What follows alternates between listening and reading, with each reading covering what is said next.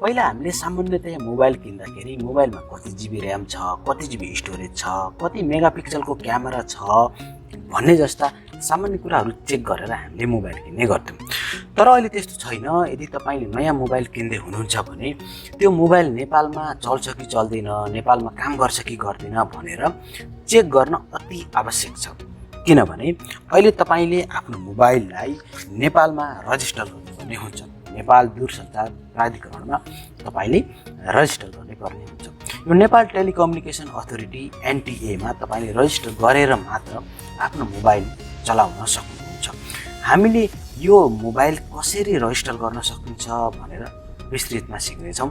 अहिले यो नेपाल टेलिकमले अर्को एउटा नयाँ सर्भिस पनि ल्याएको छ, VOLT सर्भिस। यो सर्भिस कस्तो हो भने यो सर्भिस तपाईँले एनेबल गरिसके पछाडि तपाईँले अडियो कल गर्दाखेरि पनि HD क्वालिटीमा कल गर्न सक्नुहुन्छ। जस्तै टाढा रहेका तपाईँका आफन्तहरूसँग पनि सँगै बसेर कुराकानी गरे जस्तो फिलिङ हुने खालको HD क्वालिटीमा, HD भोइसमा तपाईँले कुरा गर्न सक्नुहुनेछ। सबभन्दा पहिला हामीले आफ्नो मोबाइलको IMEI नम्बर जानु है त। यो तपाईँलाई जान्न अति आवश्यक छ। तपाईँले मोबाइलको डायल प्याडमा जानुहोला। त्यसपछि त्यहाँ डायल प्याडमा डायल गर्ने ठाउँमा लेख्नुहोला *#06# लेखेर डायल गर्नुहोला। ठिक छ। यो राख्दा बित्तिकै तपाईँले आफ्नो मोबाइलको IMEI नम्बर पत्ता लगाउन सक्नुहुनेछ। आफूलाई IMEI नम्बर थाहा भइसके पछाडि अब तपाईँले हाम्रो मोबाइलमा यो नेपाल टेलिकमको VOLT सर्भिस काम गर्छ कि नै भनेर चेक गर्नको लागि गुगल ब्राउजरमा अर्थात् क्रोममा जानुहोला। त्यसपछि त्यहाँनिर सर्च गर्नुहोला नेपाल टेलिकम ब्यान्ड चेक। ठिक छ। BAND अनि CHECK टाइप गर्नुहोला यहाँनिर। अनि त्यसपछि ओके गर्नुहोला।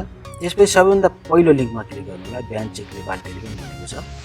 त्यसपछि हजुरले यहाँनिर यो IMEI नम्बर राख्नुहोला। त्यसपछि सर्च गर्नुहोला। यसरी सर्च गर्दाखेरि तपाईँको मोबाइलमा यो नेपाल टेलिकमको VOLT नयाँ सर्भिस यो चल्छ कि चल्दैन भनेर चेक गर्न सक्नुहुन्छ। यहाँ यदि 800 र 1800 मेगाहर्ज को यो ब्यान्ड देखाएको छ भने तपाईँको मोबाइलमा चल्छ भनेर हामीले बुझ्न सकिन्छ। अब हामीले आफ्नो मोबाइललाई कसरी यो नेपाल दूरसञ्चार प्राधिकरणमा रजिस्टर गर्ने NTA मा भनेर सिक्छौँ। त्यसको लागि सबभन्दा पहिला तपाईँले अघिको जस्तै ब्राउजर माथि टाइप गर्नुहोला eir.nta.gov.in। यो सर्च गरिसके पछाडि तपाईँले त्यहाँ देख्न सक्नुहुन्छ नो योर डिभाइस बक्स हुन्छ, तलपट्टि नो योर डिभाइसमा क्लिक गर्नुहोला। त्यसपछि तपाईँले यहाँनिर आफ्नो मोबाइलको IMEI नम्बर राख्नुहोला। अघिले हजुरले चेक गर्नुभयो त्यही नम्बर। त्यसपछि सबमिटमा क्लिक गर्नुहोला। हाम्रो मोबाइल रजिस्टर भएको छ कि छैन भनेर चेक गरिसके पछाडि यदि रजिस्टर भएको रहेनछ भने रजिस्टर गर्नको लागि तपाईँले त्यहीँनिर साइनअपमा क्लिक गर्नुहोला अनि इन्डिभिजुअल एप्लिकेसनमा क्लिक गर्नुहोला। यो न्यू इम्पोर्टर भनेको छ यो यदि तपाईँको मोबाइल पसल छ भने तपाईँ यदि मोबाइल पसल धेरै मोबाइल यदि खरिद गर्न चाहनुहुन्छ अथवा त्यहाँ धेरै मोबाइलहरू रजिस्टर गर्न चाहनुहुन्छ भने त्यहाँ क्लिक गर्ने हो। त्यसपछि हजुरले यहाँनिर एउटा फर्म फिलअप गर्नुपर्ने हुन्छ। एप्लिकेसन टाइपमा नेपाली छ अलरेडी।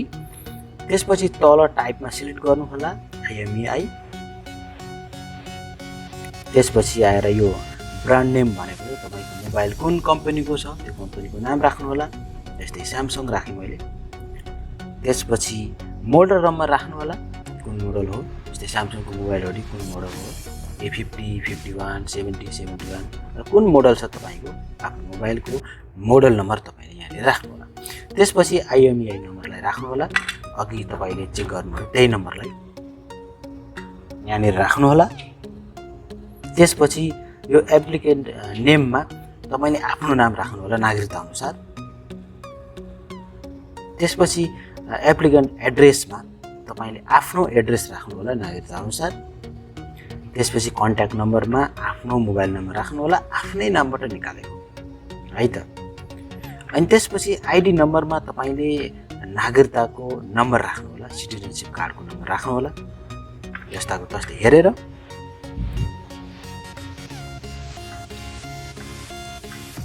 त्यसपछि यहाँ तल तपाईँले आफ्नो नागरिकताको अगाडि र पछाडिको फोटो अपलोड गर्नुपर्ने हुन्छ। चुज फाइलमा क्लिक गर्नुहोला।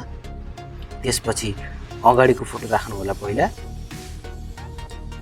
त्यसपछि तल फेरि एड मोडमा क्लिक गरेर अनि फेरि अर्को पछाडिको फोटो राख्नु होला बुझिने गरेर। यो फोटो चाहिँ तपाईले 3 MB भन्दा कमको हुनुपर्ने छ, PDF र JPG फाइलमा हुनुपर्ने छ है, नाइभा सपोर्ट गर्दैन। अनि त्यसपछि तल तपाईले इमेल एड्रेस राख्नु होला। त्यसपछि आएर इनपुट फाइल नेम भनेको छ, त्यहाँनिर तपाईले सिटिजनशिप भनेर राख्नु होला। त्यसपछि तपाईले सबमिटमा क्लिक गर्न सक्नुहुन्छ। सबमिटमा क्लिक गरिसके पछाडि तपाईको रिक्वेस्ट सबमिट हुन्छ अनि केही दिनपछि केही समयपछि तपाईको मोबाइल तपाईको आफ्नै नाममा रजिस्टर।